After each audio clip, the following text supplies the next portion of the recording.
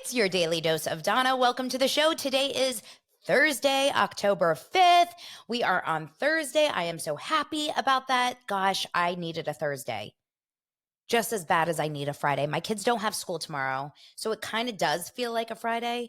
But no, I will be here tomorrow as I am 5 days a week. Also, reminder to those of you that are new here, if you sign up for the $10 tier on Patreon, you get access to our happy hour. Our Zoom happy hour will be tomorrow. We do once a month, once every 3 weeks, it kind of turns into, and it will start at around 5:15 Pacific time. It will be on Zoom. Bring your favorite drink, cocktail, wine, tea, whatever you want.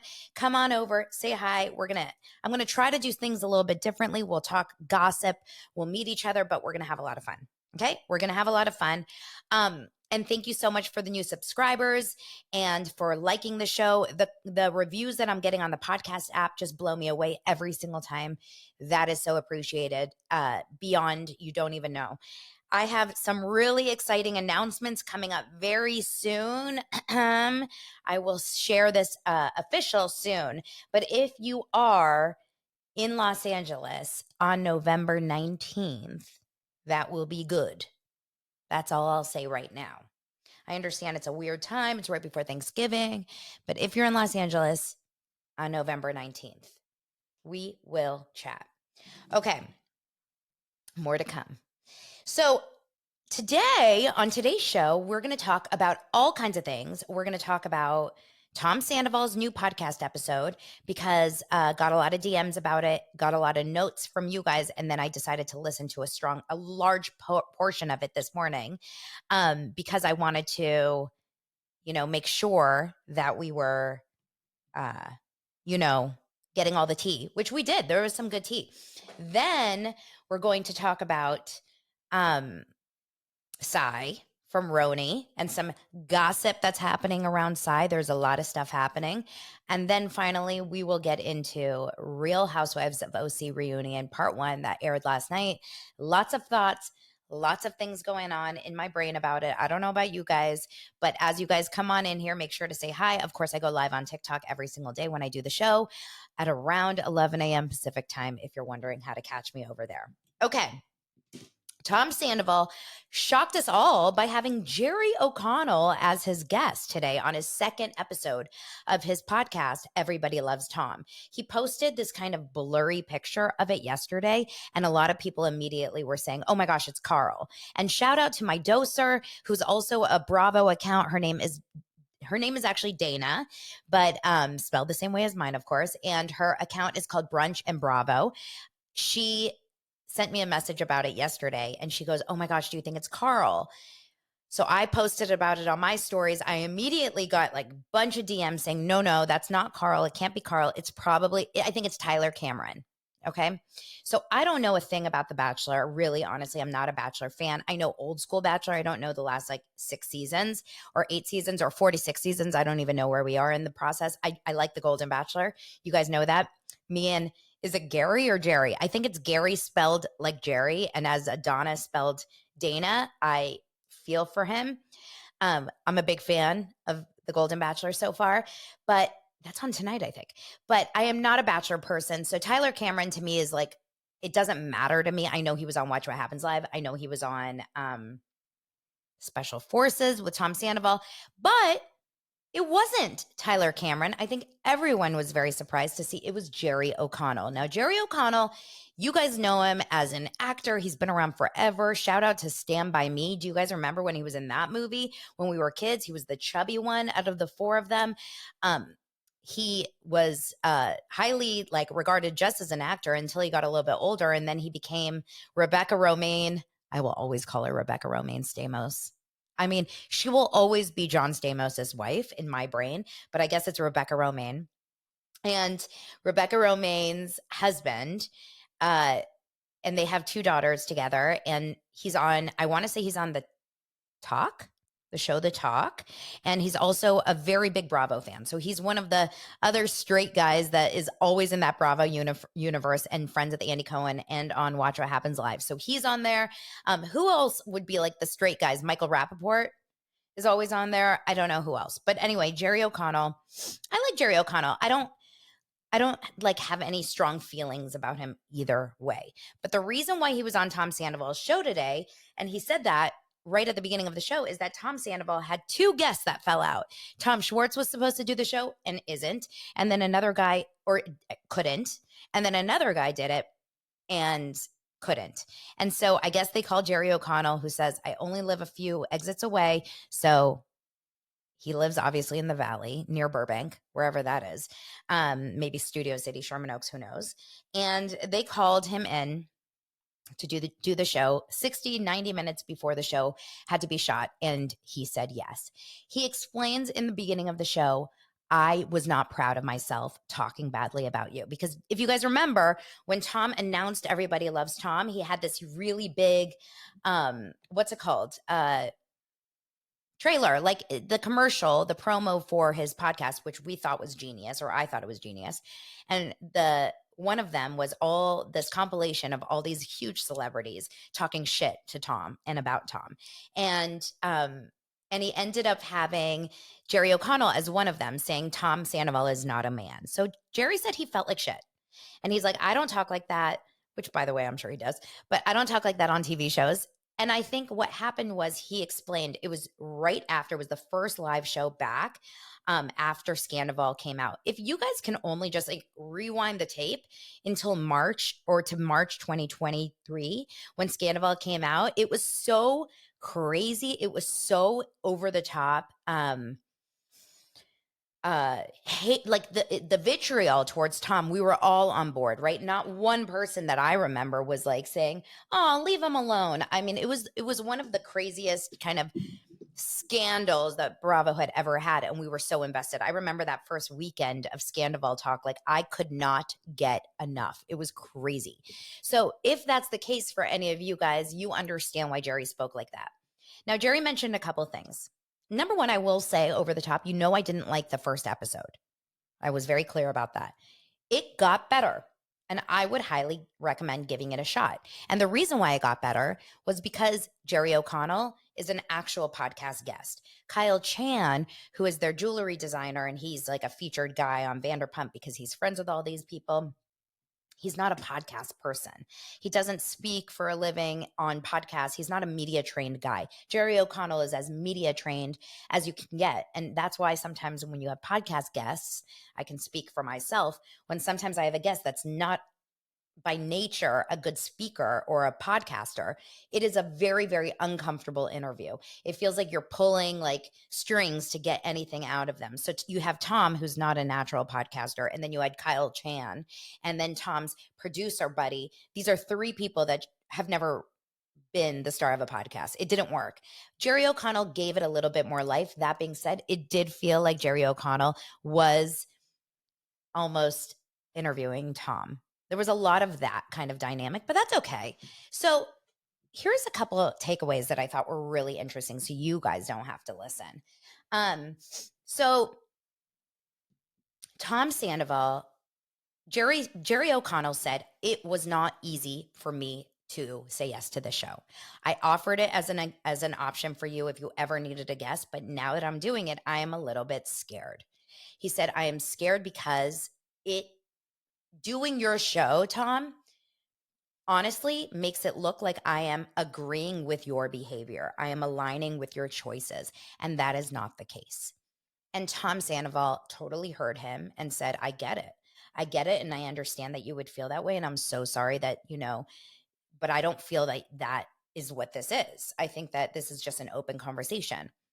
Then Jerry O'Connell said, the couple friends that I spoke to on my way over here to do this podcast mentioned one thing and one thing only. Why doesn't he feel more remorse? Meaning Tom. Why doesn't Tom Sandoval feel more remorse? So let's get into that. Tom, because today's episode should be called I'm sorry. It shouldn't be so hard to say, because that's like the running theme of this entire episode. Tom basically said, I don't know what to do. I have apologized. I am so sorry. I fucked up. I did something wrong. I really went about it the wrong way. I hurt someone. I have apologized, but the problem is I can cry and they're crocodile tears. I cannot cry and it looks like I don't care. I can get on my knees and apologize and it looks overdramatic. I can stand up and apologize and it looks like I'm not giving it enough of an apology. I am so sorry, but unfortunately, I don't think some people are ready to hear my apology. Guys, you can't get better than that for an apology. You cannot get better than that, which is hands up. I fucked up. I am taking accountability. I am so, so sorry. But at the end of the day, I can't make it. I'm going to be Bethany now. I can say it, but I can't understand it for you. That's exactly what it is. He can say, I'm sorry, but ultimately he can't make you, and when I say you, a listener, a fan, a follower, a Vanderpumper, a Bravo creator, whatever. He can't make you feel like hear the apology and accept the apology. There's a difference between apologizing and someone accepting the apology. And right now, at least on Tom's side of the street, he has apologized. And I am totally, totally giving him credit for that. That's all you need from someone when they fuck up. We have seen this time and time again. The idea of not being able to apologize, Shannon Beador, it will not work, right? Okay. That being said, Tom, he talked a little bit more about his experience and how hard it's been. It's like, okay, Tom, we've heard it. But he did say one thing I would have done. He goes, Jerry said something along the lines of, what would you have done different? And Tom goes, I should have never hooked up with Rachel. I should have never done that. Not once. I should have never kept my relationship going, waiting for this perfect breakup. I should have just pulled the Band-Aid or ripped the Band-Aid and broken up with her. I feel like what happened was, he said, I feel like I was trying so hard to do it differently than Tom and than Schwartz and Katie. And I wanted it to be a healthier breakup. And so I was kind of hoping and waiting and seeing, trying to make sure that this was done in a better way. And obviously I screwed up. He said, I will never, ever, ever do that again. I will never intentionally go out of my way so that I hurt people like that. I will obviously do everything in my power so that I never hurt anyone the way I hurt them. I believe him, by the way. I don't think you can go through what he's gone through and make that same mistake again. If he didn't get caught, I think he could have made the mistake again. But now, having gone through that public persecution. And then a final thing that he said that I think was interesting was there was some good stuff that came out of it. For example, I was living an insanely unhealthy life. I was living a lie. I was drinking morning through night. I was chain smoking cigarettes from morning through night. I was so unhappy. I was literally living a short life. Those lives are not long-lived lives. And so because of that, this forced me to get into a better, healthier lifestyle. I'm not smoking. I'm not drinking. I'm this, I'm that. I don't know if that will be forever, but right now he's not. And gosh, you guys, we all know how hard that is to quit smoking, to stop drinking when that is really what your life is kind of based around. I have to say, he's better off now, health-wise, for sure. For sure. He said one thing that was so sad, you guys. He said that his own brother asked him to untag him from his social media feeds because he said his own brother was getting hate for just being related to Tom. That really sucks. That sucks. There is a possibility in life that you can see someone fucking up and also feeling sympathy and empathy for what they're going through or whatever. So that's where I stand. My nose is running from these awful allergies. Jeez. Okay. At one point in the podcast, he did say he wished Rachel happy birthday because he fucking misses her. He said, I fucking miss her. I think from what we heard from last week's episode and from today, I think Tom Sandoval was highly in love with Rachel. I do. And I think it really hurt his feelings when Rachel said on Bethany's podcast, I didn't ever love him. I think he actually was really hurt by that. I think he was in love with Rachel. Okay. we'll move on from that. I do think it's a better episode. I do think it was not as awkward.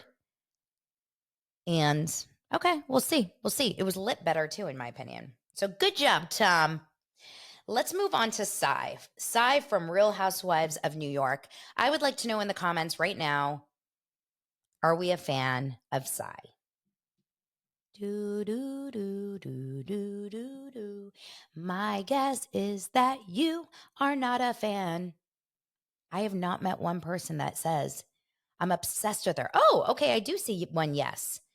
I do get some DMs when I talk about Cy that say, I love her in her Instagram. I've been following her for years, and what we're seeing is not who she is. I would beg to offer a different opinion on that.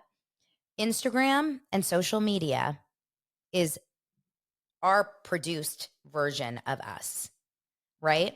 I am showing you on my YouTube right now, on my Instagram, my TikTok, anywhere you see me, I show you what I want to show you.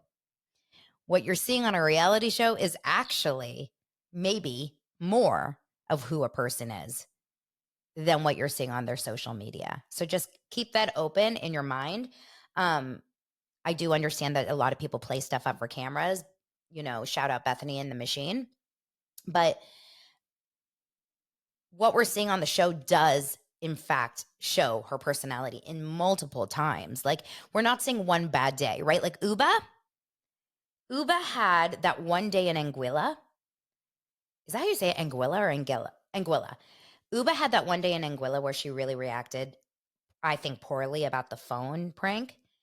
But that is so not what we've seen episode in, episode out. So I really like Uba still, because if that was her personality every single time and every episode, I would not like her because I would feel like she was a mean girl. I think Uba was highly triggered in that episode. We're going to learn more, I guess, in the reunion. But I like Uba for the most part because you look at it as a whole. Everyone's allowed a bad day. If you guys would have seen me yesterday morning, oh my God, I had such a bad morning yesterday. I've had a really tough week. I kind of mentioned it yesterday a little bit, but I had such a tough morning yesterday with my kids. And when I went to F45, which is my workout, my girl Natalie, my trainer, shout out, she's a doser. She looked at me and she goes, "Are you okay?" And I was like, "Yeah, why?" And she goes, "I can just see it on your face. Like, is everything okay?" And I'm like, I had a really tough parenting day, like a really, really tough. And I almost started crying just saying it to her, but I was like, I don't want to talk about it. I just got to work out. But I'm normally like chatterbox, girl at my workouts. I love to laugh. I love to chat with people. I have so much fun. And yesterday I was just in such a funk that if you would have seen me for the first time, like just say you're a fan of my show and you randomly happen to be at my F45 and you saw me, you'd be like, wow, she's a bitch. Because I wasn't looking at anyone. I wasn't talking to anyone. I was really just like in my own head about it. But that doesn't mean I'm a bitch every day, right? So that's the thing. It's like we have to look at it as a whole. Every episode, you're going to see bad behavior from some housewives, but we have to think about it as a whole in general, like almost like the average, right? Who's their normal, thank you guys, who's their normal like behavior? What's their baseline behavior? And then we can say, okay, they had a really bad day, or they had a really drunk night, or they made a bad decision. Okay. So let's talk about Cy. The problem with Cy, in my opinion, is that Cy is, oh, I like that. Read up on it, says, as Kelly Catrone says, we're allowed to have 10 bad days a year. Oh, shit. How many more days do we have this year? I think I'm at 9. I'll work on it. So Cy has been 5 days. Thanks, Siri. Cy has been overall the definition of hangry, right? We have seen her on the show from day one. Now, I will say this off the bat. I think Cy is watchable. I think she's beautiful. I think she has a cute energy. I think she has a cool style. I think her apartment looks amazing, or her townhome. I don't know exactly how you call it. In Brooklyn, it looks beautiful. I think her kids are adorable. I think her husband is hot. Like I don't have like only negative things to say about Cy. I think she looks like she's got her shit together in a lot of ways, but her personality a lot of times on the show is exactly how you would define the word hangry, hungry, angry. She's always hungry. And she says it all the time. And that's partially editing, but that's also partially because she's saying it all the time. And then she's angry. I don't know if it's because she's hungry or just because she's angry, but she's a pretty big negative force on the show. She doesn't usually like to bring light and levity to the situations. And you need people to have that side where it's like, I'm in a shitty mood maybe one time, one day, this one conversation, but then another, oh my God, that is the best comment. Cy needs to be in a Snickers commercial. Oh my God, satisfy your hunger. Yes, that would be a genius pairing. So she needs to have conversations like that show a positive, bright side as well. But she is a shit stirrer. She is an angry person on the show, I'm saying. Now, the one thing that has really kind of irked a lot of fans and what I'm seeing on your guys' social media, on TikTok, on comments, on Facebook, whatever, I'm seeing you guys say that Cy has this like horrible thing against Jessel. Now, I started the show. Jessel, two people that I can talk about today whose opinions I've completely changed on over the season: Jessel on RHONY and Gina on OC. And I'll explain OC in just a moment. But Jessel started this series or this season like so unaware. The whole green lingerie episode, oh my God, I was like, she sucks. She's so annoying. She's so hard to deal with. She's so unaware. But now I really like Jessel. I don't know if it's an editing thing. I don't know if we just kind of got to know her as a person and we don't take her as seriously. I like her kind of way of making fun of herself. I think she's stunning. I like her relationship with her husband. Not sure if Pavitt loves her, but I like their little dynamic. And I feel for Jessel for getting so shat on for just trying to open up, because for whatever reason, this is the season of who has had the worst childhood. That's the season theme of RHONY, is like, who has had it tougher? Well, Jenna was called, vagina or whatever. Genitalia, that's what she was called. Aaron, struggled in, I don't even know how Aaron struggled. I don't even think Aaron had a struggle, but Cy had a struggle with her mom. And then Jessel has a struggle because, she grew up not wealthy, apparently, from what she's saying. It's like, who cares? All that matters is right now. Your childhood is not who you are today. And opening up about your childhood, whether you not want to be really open about it or just a little bit open, should not vilify you. Like, a lot of people have very traumatic things from their childhood and they don't want to talk about it. Why are people so mad at Jessel? We may be not seeing the whole story, of course, but I don't get it. It's confusing to me. Oh yeah, Bryn also has had a very challenging childhood. I mean, Uba eats a lot of bananas. Like, it's the weirdest, I don't know. It's a strange, strange show. That being said, Cy is so mad at Jessel and calls Jessel a liar and calls Jessel closed off. And Cy is a bitch to Jessel. And we see it even happening next week. So Cy has had a lot of people out for blood. And that's the problem. When you are not a liked housewife, people out there, these Bravo fans, are wild. They are wild and they will not let it go. They will find stuff until the end of you to make sure, like, what are you holding from us? What are you not telling us?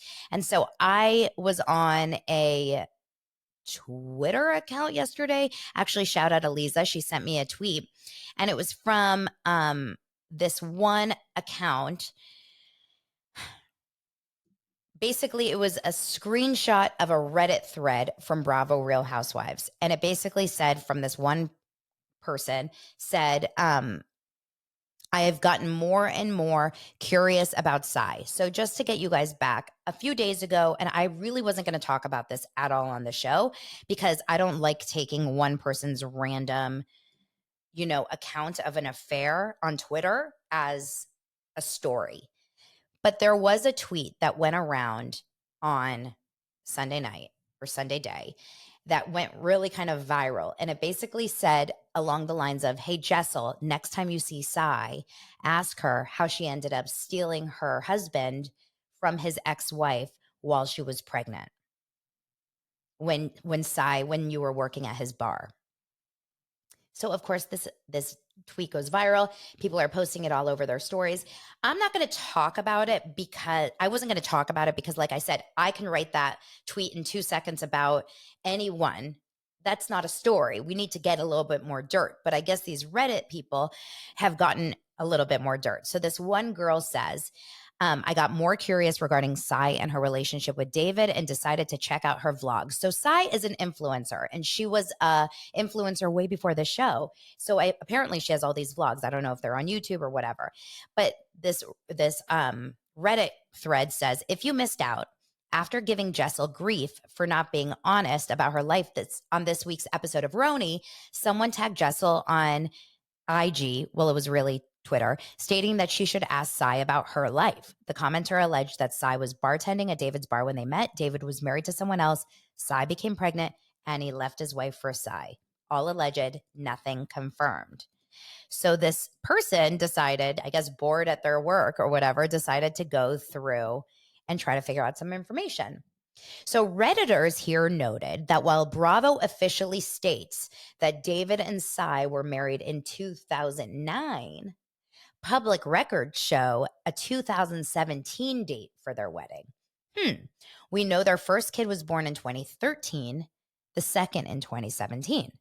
Then another user posted some snark comments regarding Sai and David from LSA. What is LSA? I'm trying to figure that out. Basically, more talk of how Sai's story about David doesn't add up. Anyway, in one of her vlogs, a Q&A from 2021, Sai mentions that she and David have only been married for 4 years. So that's the 2017 date is confirmed at that point. But together for a total of 13. So they started dating in 2008. She states they didn't marry until after the birth of her second child. She then states that for the first 8 years of their relationship, that means while they had their daughter, they didn't share a home. She says he lived in Montreal at the time and would travel down to New York City to be with her for 1 week on, 1 week off. She enjoyed it because she's very independent. I think I would too, actually.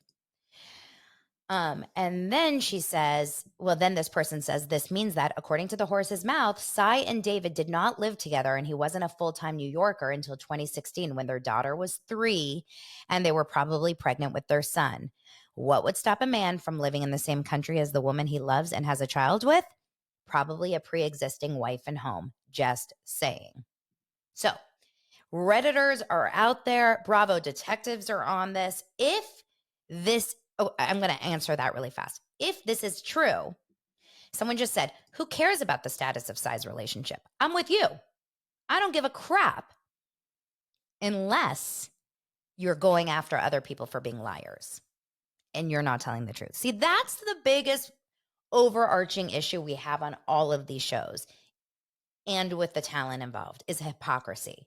So if you are not giving a crap about Jessel's marriage and Jessel's childhood, and you're not giving her a hard time because she is telling the truth or not or whatever, then I don't think anyone's going to have a bone to pick with you. The second you start to go deep into someone's like, why are you lying to me? Tell me more. You're not giving me the whole thing. Da, da, da, da, da. People are going to start to give you a hard time. So that's what I think. Okay, so I will say another thing. Bryce Sander, I want to say he's from Entertainment Weekly. I could be wrong. I'm so sorry if I am. Bryce Sander is an entertainment journalist. He just posted a reel where he was interviewing Sai, and she does agree that it's annoying to hear her say she's hungry in every episode. She's kind of surprised that was in the entire show. But then when he asked her about Jessel, if he said something along the lines of, would you change your approach to the Jessel story? And she said, no, because I lived it. I lived it and I was just being honest, is what she said. Which, being honest, this is the trickiest thing with housewives. I was just being honest. Being honest is not an excuse for being a horrible human being, right? If I am saying something really mean, even if it's honest to me, because that's another thing, it's all objective, right? Subjective? It's all subjective. So she was not guilty. She didn't feel guilty at all in this interview that she did with this Bryce guy. She was like, this is who I am. This is what was supposed to happen. So whatever, it makes good TV. At the end of the day, you guys, a lot of you are saying she can't come back next season. Well, maybe she needs to come back next season because without Sai, what do we got? You want to watch this show without a little bit of conflict? Real Housewives are built on conflict. Without Sai, then the only conflict we had was about Aaron and the phone with Uba, which is not really conflict. It's kind of boring. Yes, it's boring. It is actually a boring show. Let's be honest. I will give it more chances, and we will all, I think, continue to tune in because most Housewives first seasons suck. It's very rare. Even Salt Lake City. I remember watching Salt Lake City season 1. I started the first couple of episodes. I was so into it. And then I turned it off after like episode 3. I was bored out of my mind. And then I got back into it eventually down the line. This happens a lot with first season Housewives. So we'll see what happens. All right. Let's move on. OC. Real Housewives of OC Reunion Part 1 aired last night. I said it to TikTok earlier. I do not have notes on this one. I don't know why. I just decided to watch it because I told you guys yesterday was an awfully hard day for me. And I was alone all night and I was playing a game with my kids, a card game on the floor, and it was 9:30 and I was like, I've got to watch the reunion, and I watched it. And here's my takeaways off the bat. Number 1, the set was bomb. I loved it. I thought that like cool. It reminded me a little of that new the Sphere in Las Vegas. Have you seen that really cool venue where it's like a screen and it looks like you're in a place? It reminds me of my VR Oculus when I am playing that like workout game Supernatural. It puts you in like the desert or on a ocean somewhere. It's so cool and it really feels like you're there. I loved it. The women, for the most part, looked unbelievable. I will be honest. I think Emily looks great. And remember, I just saw her on Saturday and she looks half of that size. So she's so slim in real life. But she looks pretty. I'm going to skip over Shannon for just a second. Tamra's color is pink. I think she looks gorgeous. She does have a lot of hair, but she's gorgeous. Heather is gorgeous, and looked beautiful in her black. Gina's dress is not my style. Gina's outfits are never really my style, but I think she looked really pretty. And I didn't really love Jen's dress. I didn't really love Jen's look. I've seen Jen look prettier in the show. I think Jen's a beautiful woman. I didn't love like the hair situation and the big boxy sleeves, but in general, I thought they all looked very pretty. Shannon. Shannon's face looked great. I didn't like the dress. And honestly, she looked like a lion. Why and who and what told her that she should wear Teresa's hair to the reunion? It did not make any sense. It was real bad. It didn't work. It was too much. It was not even a well-fitted dress. Storm, I'm not saying that, but you can. It did not work. For me, it did not work. Oh, you were getting Erica Jane hair vibes. Yeah, it was a little bit like Vegas-y. It was too much. It was too showy. I like the understated. That's why like at least the RHONY reunion look just like pretty. Just understated and pretty. So the first big conversation that happens in the show is between Jen and Tamra, which really was like the crux of the season, was between Jen and Tamra. Jen is new, of course, on the show. I've told you, I've heard from multiple people who know Ryan or know of Ryan, her boyfriend, in the OC area, that these rumors are true. He is a player. He's definitely not like good old wholesome man in any way. That being said, we've talked about this before. Jen is owning it. She's owning it. She's accepting it. And it is unbelievable how badly Tamra wants to ruin it. It's confusing. It almost feels, and you guys, I'm not playing, I don't do the 2 T's in a pod, playing my favorites. I tell you guys what I think. I really like Tamra in person over DM. I really like her. Okay. I like Tamra a lot. I think she comes off awful on OC. Awful. Now, is this the TV Tamra? I think so, because I don't think she could be like that in real life and get away with it. Like her obsession with taking Jen down in the guise of I'm trying to protect you from this is on another one. And it never ends. She keeps saying, I'm sorry, and then doubles down. And her first reaction was like, I don't know why I said it. I don't know why I did that. I'm sorry. And then the first time that Jen comes back and says, are we friends or are we not? Like, what are we?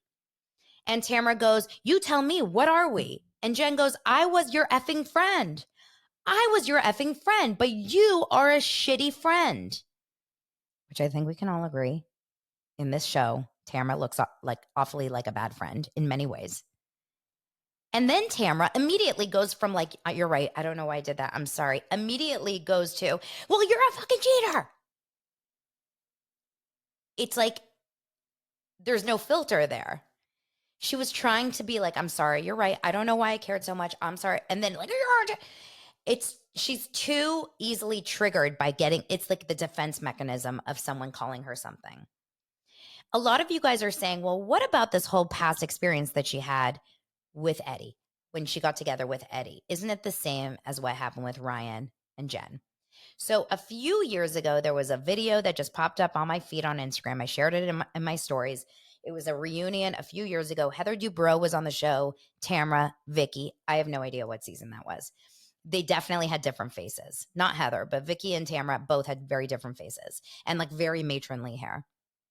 And in this part of the reunion was Vicky basically calling out Tamara for saying she's a cheater. And Tamara's like, I was separated from Simon. Okay, so Tamara is now alleging that, it's different. She was separated. Jen didn't. She ruined her family. Look, do I believe that people should be, cheating on each other?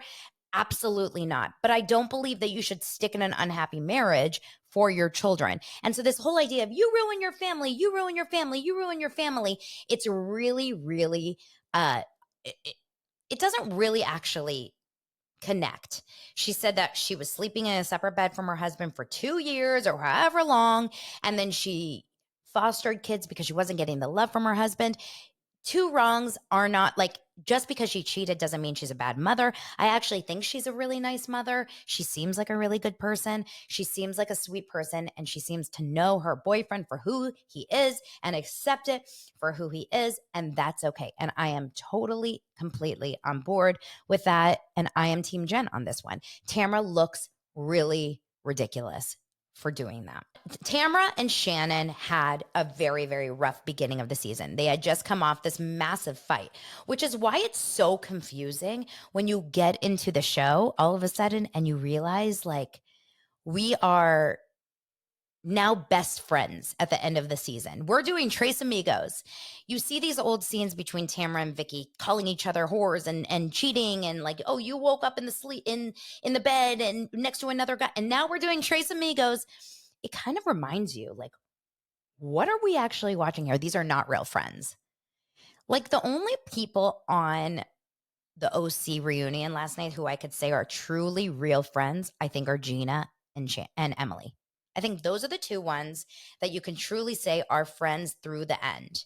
But the other ones are just not it. They're just not it. They're not friends. They're not good friends to each other, that's for sure. And even Andy asked Shannon and Tamara, what is your relationship like now?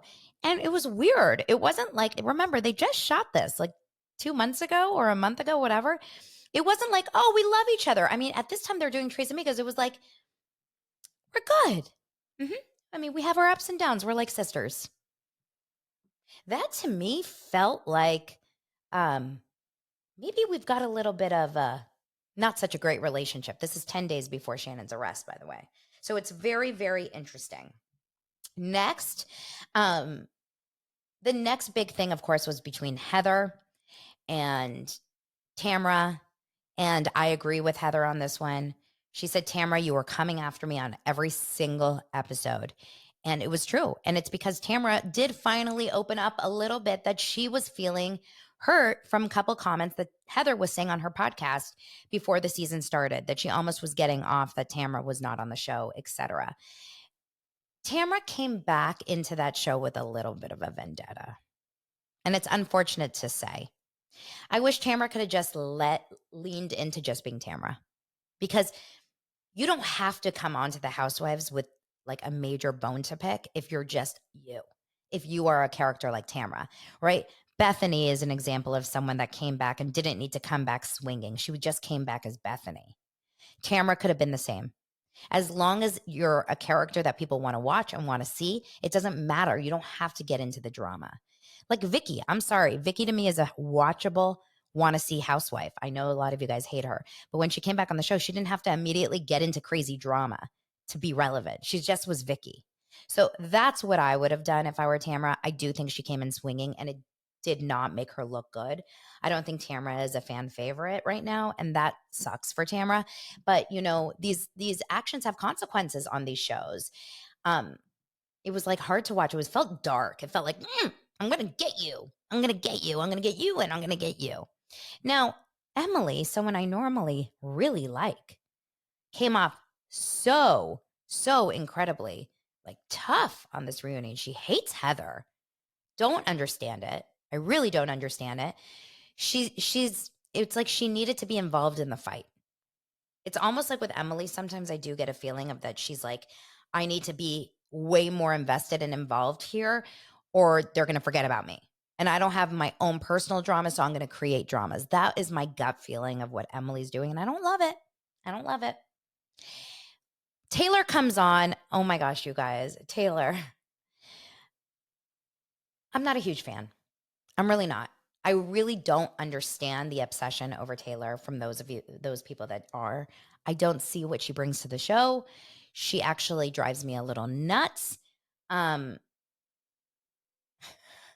don't want to say anything mean, but the colors, I mean, it was a lot. It was a lot. And she came on and then she decided to do this whole diatribe against Heather about like, you called me anti-woman. I don't know. I mean, to be honest, it was a little bit demeaning for Taylor to think that Heather Dubrow was going to do this like random independent movie in Oklahoma. No agent was calling, no producer was calling, no offer was out. She was going to have to interview and audition for it. I don't know if you guys maybe just don't know the way the industry works, those of you that don't see the problem here. But if you are someone who is an established series regular, I don't care if you've taken a few years off, and she has taken a few years off, and it's clearly a major insecurity for Heather. But if you're someone that has an established a series regular and you look amazing and you're on TV and have a very popular podcast, so it's not like how no one knows who you are or how you look anymore, so they need to pre-read you or like read you before. For the most part, you're going straight to like an offer for a small little indie film in Oklahoma. I'm sorry. It's just like, it's the way it is. And also, an actress that's not even an actress, Taylor, is not giving you the offer. Your agent is calling you. Their agent is calling them. The producers are calling. This was really weird. So I would have been I would have acted the way Heather would have. If someone came over to me and said like, hey, Donna, we're doing this podcast in Oklahoma and it would be great if you could do it. If you could like get over there and just like, maybe be like on one segment of this podcast. Like it's like an unknown podcast. I've never heard of it. I have no idea who it is. And it's like by some random creator out there. I would be like, oh, okay. Like that sounds cute. Whatever. Fun. Just like, I'll wait for the call from my team. It just doesn't make sense. Ray says, first of all, you do it. Maybe I would do it. Not go to Oklahoma though. I would do it over Zoom. That's true. I actually probably would do it. I do it all. I don't say no. Very easy. So then let's keep going. So then I felt bad for Heather on this. She really just got the short end of the stick. It's true. They attacked her about the house sale. Why? Makes no sense. They were upset about it. She's like, I was going to tell you guys, but none of you guys would have been happy for us. And Shannon's like, would anyone here not be happy for you? And Heather's like, yeah, I mean, none of you guys really cared. You guys just kind of like knocked it off. And it's true. What did we think that all of a sudden the girls were going to be like, you sold your house for 55 million. Let's have a party. Number one, no one acts that way about anything for you. If I sold my house for 1 million or 7,000 million, that's not a real number, but whatever, my friends wouldn't be happy for me. They would have been like, that's amazing. Okay, cool. Move on. Like they wouldn't throw a party. The only people that are happy for anyone selling their house are the people making the money. Let's be freaking honest. Like, or the real estate agent that has something to do with the deal. So I don't understand this whole idea of like, you should have been happy for me. I think you're giving your friends way too much credit. think people are just not that invested in other people's like financial gains. I really don't. Um, so anyway, but yes, I agree, Catherine. Why on earth would she want to share anything with them? They were a pack of wolves going after Heather every single episode of the season. It was not a safe space. I would never want to go and share good news with anyone like that either. But then, of course, we have to wrap it up by talking about the biggest feud of the reunion and the most shocking part of it, which was Shannon the Lion against Gina. And I've never seen anything like this. You guys, what was the theme of the episode? Is called Please Learn How to Say I'm Sorry.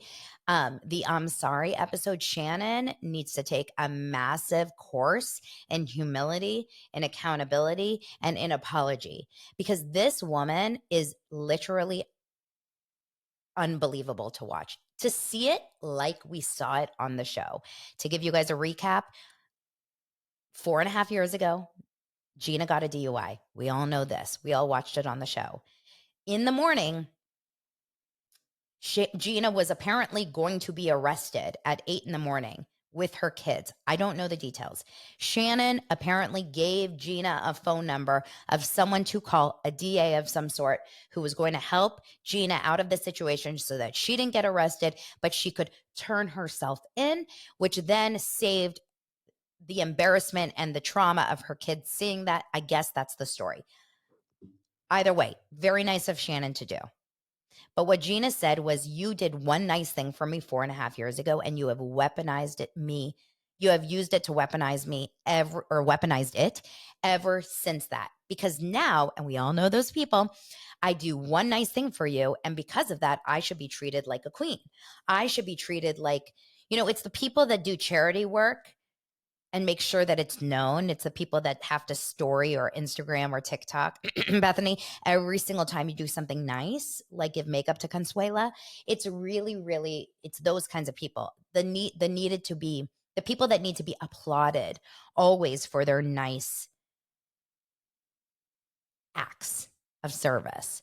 And I get it. There is something nice about people knowing that you do good things. But at the end of the day, I think when people are good people, that's who they are.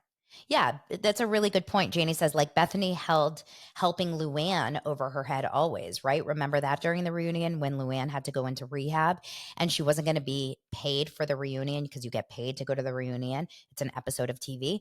And she wasn't going to be paid. And I guess Bethany helped get Luann to rehab, get it paid for by Bravo, whatever. But we've heard about it ever since then. So Shannon has used this against Gina. We did see the episode where Shannon was probably drunk as a skunk at her tequila party, of all things, after she had been fighting with everyone under the sun, talking about Gina and CPS and her children. It was so uncalled for. It was so wrong. Now, the next day or whenever, they're at a pumpkin patch. They're at Tanaka Farms and they're carving pumpkins. And Jen brings up, like a good housewife, State Farm is there. Jen brings it up and she says, you brought something up about CPS last night, and she mentions it to Gina. And Gina's like, wait, what? And Shannon, completely blacked out from the night before, has no memory of this, has no memory of saying this, that she apparently said all of these things about CPS. And instead of Shannon saying, I did, oh my God, I'm so embarrassed, I'm so sorry, her first reaction is like, by the grace of God, so help me God, strike me to death. Like some crazy, like insane announcement of like how her life is over if she doesn't, whatever. So she says, I do not remember saying it. I would never have said it. I could never say it. And she got really pissed off at Jen for even bringing it up. I don't remember seeing on the episode that Shannon like conceded and said, oh my gosh, did I say that? I'm so sorry. I feel so bad. I didn't mean to say that. You guys tell me if that happened, but I did not see that episode. I did not remember seeing that part of the episode where Shannon took full accountability and responsibility and felt really, really bad. But last night on the reunion, when Gina said, I can't imagine how you could say that. How could you ever say that about my children? It was disgusting. It was out of bounds. And then when you finally saw it on TV, when you saw the flashback, that was your opportunity to say, I am so sorry. I can't believe I ever said that. And you never did. You never sent me a text. You never said sorry. Now, Andy said, Shannon, how do you feel watching back that flashback and seeing that you actually did say it? Shannon, she looks at Emily. I was floored. I was in shock. I was, I couldn't believe it. And then Emily says, well, why didn't you take that opportunity to text her in that moment? Emily, okay, Emily, I understand. Emily, I did not understand. I didn't understand why it had been established. It had been established at that pumpkin patch. It had been established that I said it and that I was sorry. I didn't think we needed to talk about it again. And Gina said, no, because you didn't even know you said it. And then when you went back and you saw it, you should have, I should really be doing more of a Gina accent for this, shouldn't I? When you went back and you saw it, you should have been saying, Shannon, Gina, I'm sorry. And you didn't, Shannon, because this is who you are. This is who you are. And you still never said, I'm sorry. And Shannon goes, Gina, no, it was established in that moment. I can't believe that this, and then they pan over to Tamra, who is sitting there like, shit, my Tres Amigos is going down. Because Tamra, you could see in her face, says, oh, fuck, Shannon can't get her way out of this. Like, I can't even stand up for my friend here because Shannon looks like a pile of dog shit in this conversation. And Gina, and obviously, as you guys know this, I am very team Gina in this conversation. I mean, I was disgusted by seeing all of this. But then when Gina says, what are my children's names, Shannon? What are my children's names? Do you know my children's names, Shannon? And Shannon goes, Sienna, and I'm just blacked out right now in the moment. I'm like, that's not a right word to say right now, Shannon. You should not be blacked out in this moment. Also, are we always blacking out, Shannon? Now, do you guys think Shannon was drinking during this reunion? I'm just curious. But I just blacked out. Of course I do. You never say my name, the names of my children. Do you hear me, Shannon? And Shannon goes, okay, Gina, stop screaming, Gina, you got to stop. Okay, Gina, stop with the screaming. Oh, if you're watching on YouTube, you see all my hand movements here. And Gina goes, my children. Okay, Gina, stop. I will not stop screaming, Shannon. I will not stop screaming. The way I became obsessed with Gina in this reunion episode. Go, Gina. You know what? I started the season saying, why are you here? And I'm ending the season saying, come back, baby. Gina for the win. Honestly, she really nailed it. Gina and Jen and Heather, all three were on the right side of history last night. And Taylor and Emily, and Emily had a moment or two when she was standing up for Gina, but for the most part, Taylor and Emily and Shannon and Tamra looked awful, acted awful, seemed petty and stupid and doubling down on horrible behavior, and frankly should be embarrassed about being who they are in this moment. Maybe except Emily. I'm going to pull Emily out a little bit. I personally did not understand how in the world. Now, this is my final question before I wrap. How do you walk away from that and think to yourself, I'm right? Do you think Tamra walks away from those reunions and thinks to herself, she deserved it? Or do you think she thinks to herself, holy fuck, I'm a bitch? Like, that's what I'm seriously curious about these housewives. Do they truly, in their heart, believe that they are right? Or do you think that they recognize when they're acting really, really badly? Because, like, I'm curious. I wonder if Shannon watched this reunion because clearly she has other fish to fry right now. I wonder if the housewives look back and say, this was just not my best season. And I feel bad about it. I'm just so curious. I mean, we will see them all at BravoCon. They will all be together. I don't know 100% Shannon, but the rest of them will probably be together.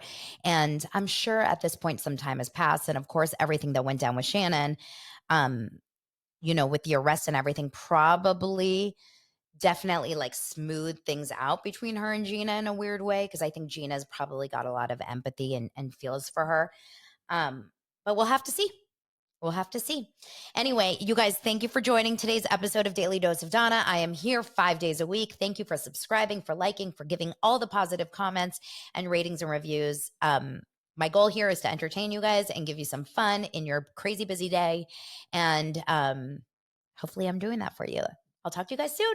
Bye.